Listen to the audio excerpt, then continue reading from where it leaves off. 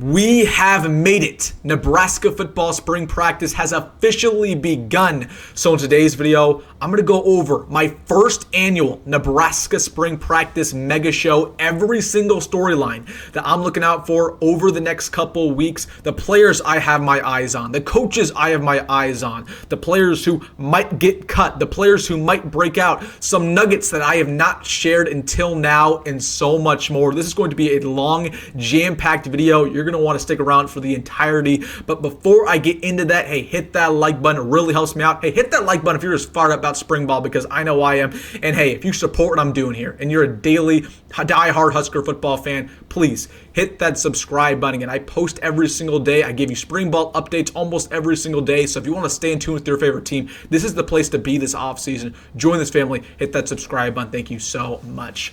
But without further ado, let's get into it. Going over this mega show. Nebraska football has hit the gridiron for the first time in about 3 months. Nebraska has officially begun spring practice today. Now, let's just go over the schedule, what it's going to look like. Again, today is March 24th. That's a Monday.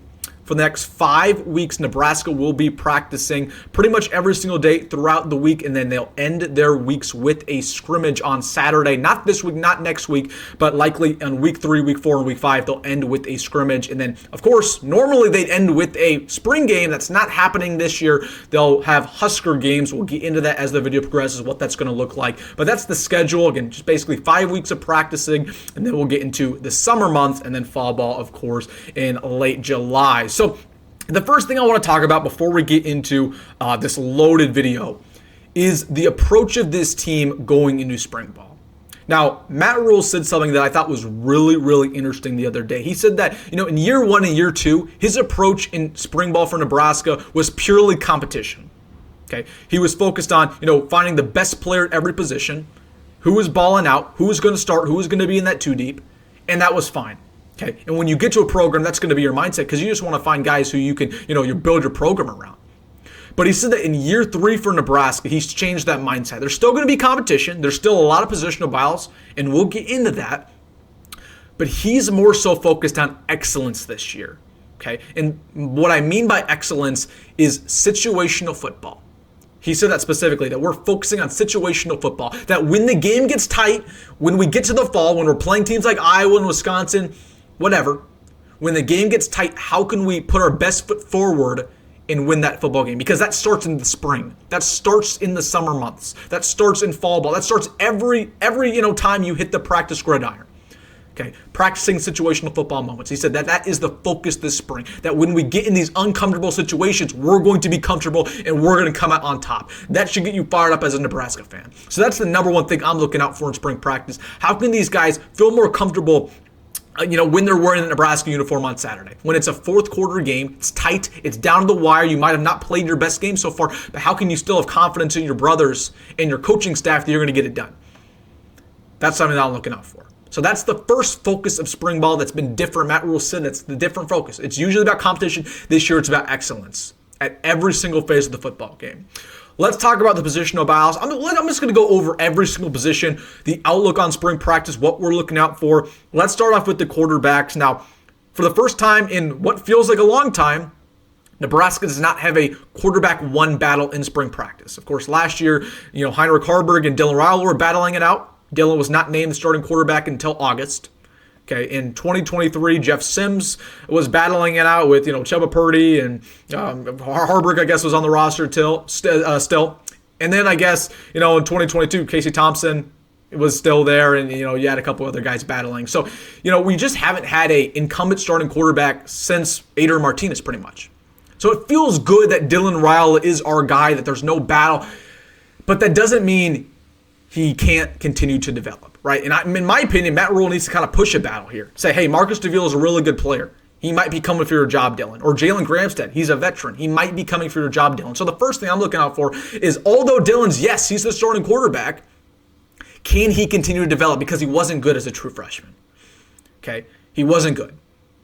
He was fine, maybe, but he wasn't great. He didn't win us football games. We won football games because of our defense. This year, with this new offense, under Dana Holgorsen, We're going to win or lose football games because of how Dylan Raiola plays. That's just the way it's oriented. So we rely more on his arm. He needs to take that step forward. So the first thing I'm looking out for Dylan, when we're seeing and we're hearing nuggets about spring ball, that deep ball accuracy, the leadership, the ability to get outside the pocket, the ability to maybe lose some weight and again use his feet a little bit more, right? The abilities to make plays off script, continue to develop his progression. Those are very important. When we're talking about spring ball, Dylan Raiola. He needs to be a better quarterback. That starts now. Now, the other things I'm looking out for the quarterback room. Who's going to be quarterback 2? Okay, you guys already know how I feel. I think it's going to be Marcus Davila. He's so talented. That's Dana Holgerson's guy. But Matt Rhule really likes Jalen Gramstad. And I've already talked about this. Like Jalen Gramstad, Matt Rhule likes him. If Matt Rhule had his pick, I think Jalen Gramstad would be quarterback 2. If Dana Holgerson had his pick, which it is Dana Holgerson's pick, I think it's going to be Marcus Davila because he wanted Marcus Davila. Matt Rhule didn't want Marcus Davila. Dana Holgerson did. And Davila has that upside that we really, really like. And he fits this offense. So I'm interested to see how those two ball out and compete for that quarterback 2 spot. And then, of course, you got TJ Lateef there, who is a complete wild card. Now, again, talking to guys in the TJ Lateef camp, they do not think he's going to redshirt because he's that talented. He's a winner through and through, and he's come to Lincoln with the right mindset. Can he prove that? And can he potentially get on this depth chart and play in 4 games? I think he's going to redshirt personally, but it depends whether or not he's going to play 4 games or not. If he plays 4 games, he's in a really good spot going forward for Nebraska. So we'll see what TJ can do. That's the quarterback room. Running back room was really interesting. Of course, Emmett, running back 1, not really a battle there, but once again, a battle for the depth. Who's going to be running back 2? Who's going to be our short yardage back? Who's going to be our power back? Who's going to be our third down back? Okay, you got Quinn Ives there, who it feels like it's a make or break at spring for him. If he doesn't shine, if he doesn't finally break out like we think he can, he might hit the portal in about a couple weeks when it opens up.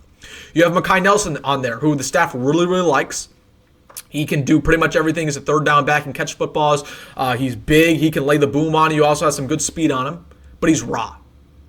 Can he take that next level? We don't know. And then you have 2 true freshmen there, Jamarion Parker, who I really, really like. I just don't know if he's ready. And then you have Connor Booth, who I think he is ready. I just don't know what Connor Booth's ceiling is. Like, is Connor Booth actually going to be a Power 5 running back? I don't know. He was good, in lower level Nebraska high school football, but is he good enough to play against Big Ten defenses? We'll find that out in spring ball. So that is a really interesting positional battle to watch out for who's going to be our depth piece there because, depending on how these guys play, we might take a guy in the portal at running back in about a couple of weeks if those guys aren't playing up to snuff. Wide receivers. How high can these guys fly?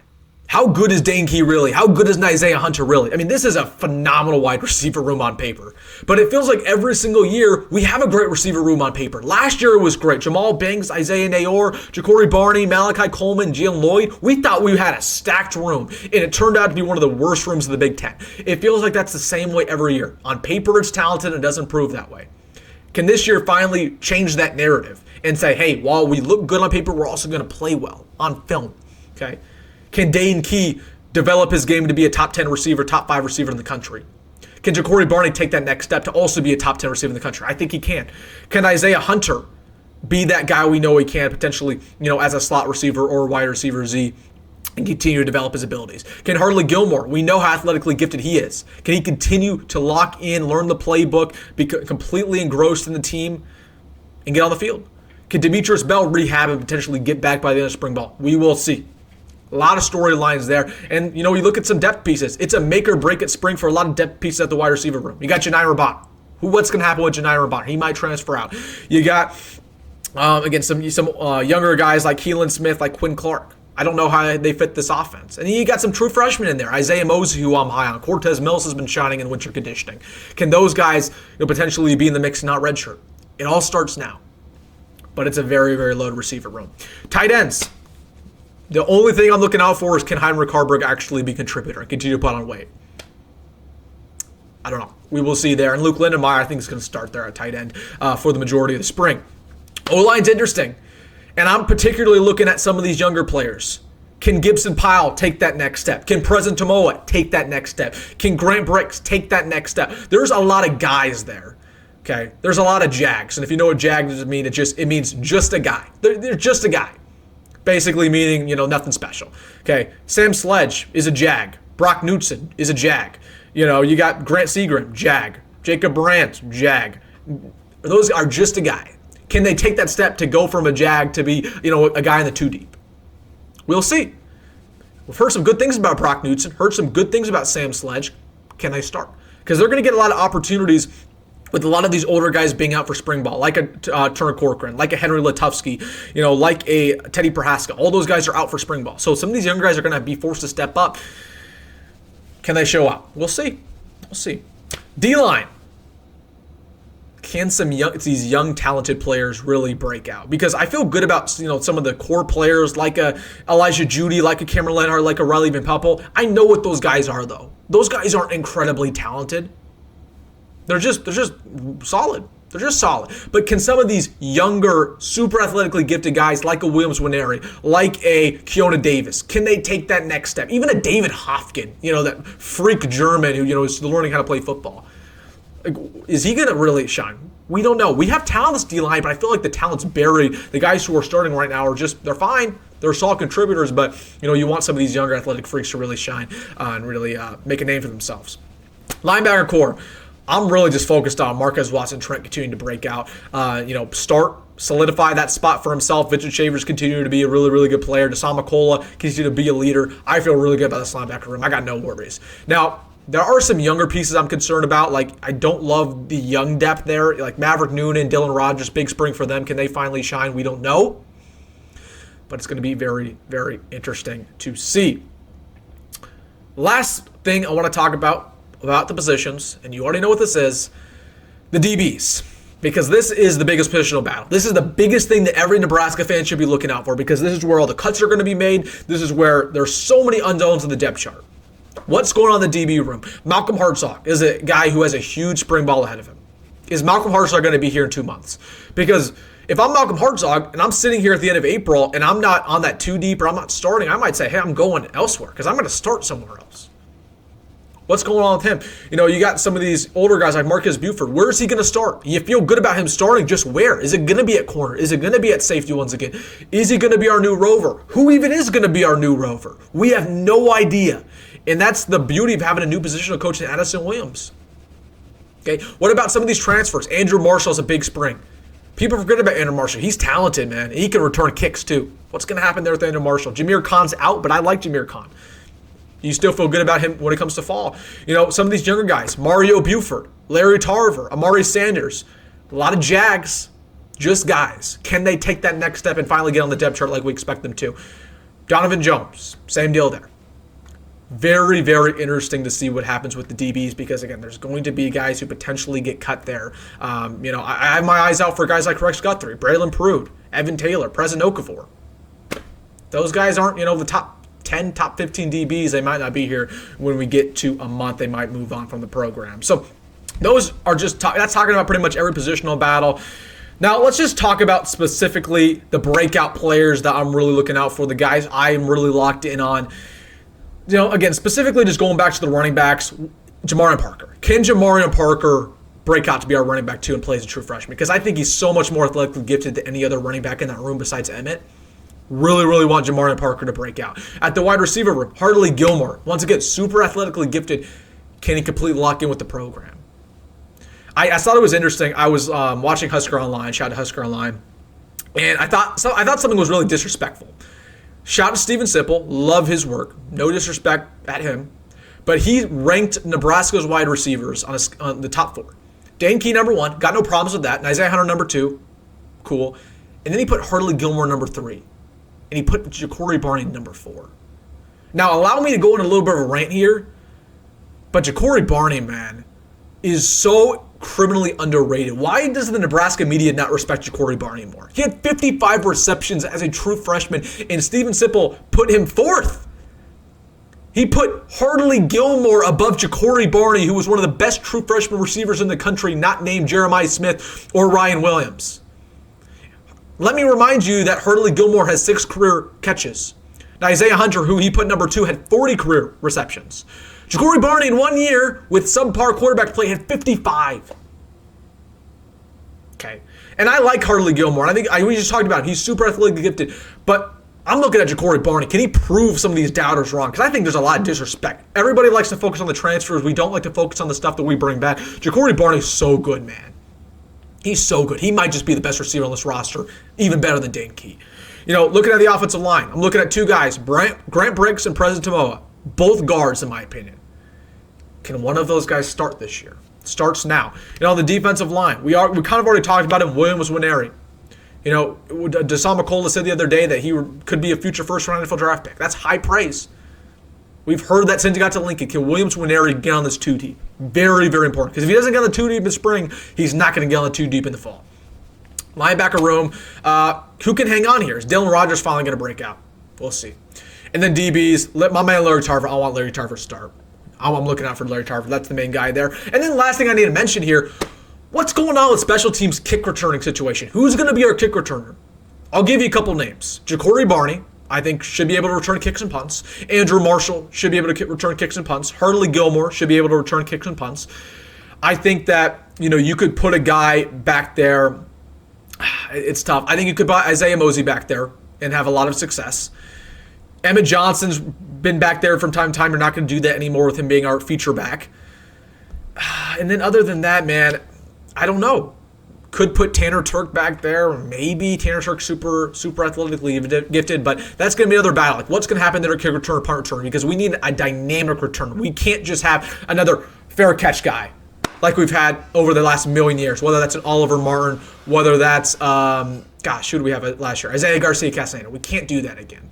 We got to have a dynamic kick return. That starts in spring ball. So those are pretty much the storylines, the positions. It'll be interesting to see how these new coaches acclimate to Lincoln. DeKel Shorts, man. Can he take this receiver room to the next level? Addison Williams. Terry Bratton is somebody who's probably the biggest wild card right now at that D-line spot. I like Terry Bratton in his resume. Of course, being with the Chiefs, it's hard to say he's not a good coach, but he has a lot to work with a brand new defensive line, losing Ty Robinson, losing Jamari Butler, losing Nash, losing James Williams. It's a brand new D-line. Like, he got a tough task. Out of all of our new positional coaches, he probably has the toughest one to do. So that'll be interesting, man, but nothing bigger than at the end of spring practice when we have to talk about roster cuts because people are fighting for a spot. We don't know who's going to be here in a couple months. Really, really exciting to see what happens there. Again, I should talk about the last thing. Husker games. What is that going to look like? Well, Husker games will be, on April 26th? Don't quote me on that. That's a Saturday after the 5 weeks of spring ball. Not a fan of Husker games. I don't know if I'm going to attend. Basically, it's going to be like a 7-on-7 flag football game. It's not going to be a spring game. There's going to be skills competitions. Not sure how many nuggets we can actually get from that, but you guys know where I'm going to share the nuggets. They have real scrimmages with real pads. That'll be a couple times during spring practice, so we'll share what I hear from those practices that are, of course, behind closed doors on this channel. So while Husker games probably won't have any big nuggets, I'll share with you the nuggets that we hear from the actual scrimmages that just aren't being publicized to the media or the fans. All right, guys. Man, I'm excited for Nebraska spring practice. We got football back. Let's see if we can become one of the best teams in the Big Ten because it just, the hype, man, the hype's there. Dylan Raiola, second year, Matt Rhule's third year. We're going to take this big jump. It starts now. Spring ball's where it all starts. Let's get things rolling. So, all right, guys, I absolutely want to hear what you have to say. Hey, if you made this far in the video, take a minute, take 2 minutes, take 30 seconds, take 10 seconds. Comment your thoughts down below. The things you're looking out for in spring practice. I want to hear what you have to say. Let me know in the comment section, please. And hey, once again, if you made this far in the video, please hit that like button and subscribe. We've got a lot of spring nuggets over the next couple of weeks, so make sure to stay tuned. And as always, folks, go be grab, go Matt Rhule. See you in the next one.